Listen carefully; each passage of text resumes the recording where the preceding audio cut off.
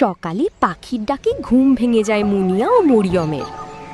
এরা মুনিয়া আর মরিয়ম, দুই চাচাতো বোন।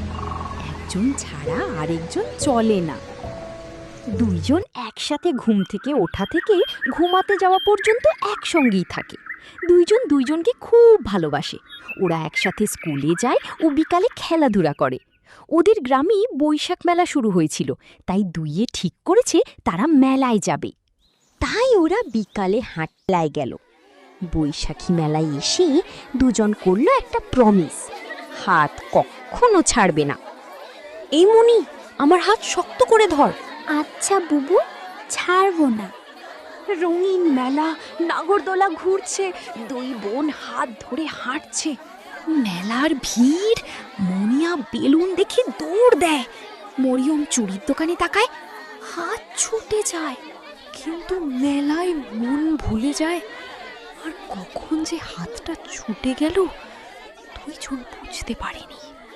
মুনিয়া কাঁদে, মরিয়মও কাঁদে। দুজনের মনে শুধু একজনের নাম। আমার বোনটারে কেউ দেখছেন? চুল বেনুনি করা, সুন্দর দেখতে, মিষ্ট চেহারা।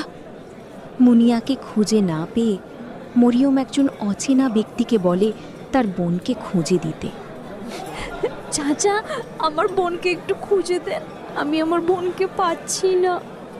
আমার বোনের নাম মুনিয়া, বয়স 7 বছর। দয়া করে খুঁজে দেন চাচা। লোকটি মেলার একটি মাইকে মুনিয়ার নাম ঘোষণা করে। একটি হারানো বিজ্ঞপ্তি, একটি হারানো বিজ্ঞপ্তি। মুনিয়া নামের একটি 7 বছরের মেয়ে হারিয়ে গেছে। আপনার কিউয়ে দেখে থাকলে নাগরদোলার কাছে নিয়ে আসেন। মাইকে নাম শুনেই দৌড়ে আসে মুনিয়া, জড়িয়ে ধরে বলে, আর কখনো হাত ছাড়বো না, আর কখনো তোর হাত ছাড়বো না রে মুনি, প্রমিস। আমিও না বুবু, আমার আর কোনো বেলুন লাগবে না। মেলায় বেলুন হারায়, কিন্তু ভালোবাসা হারায় না।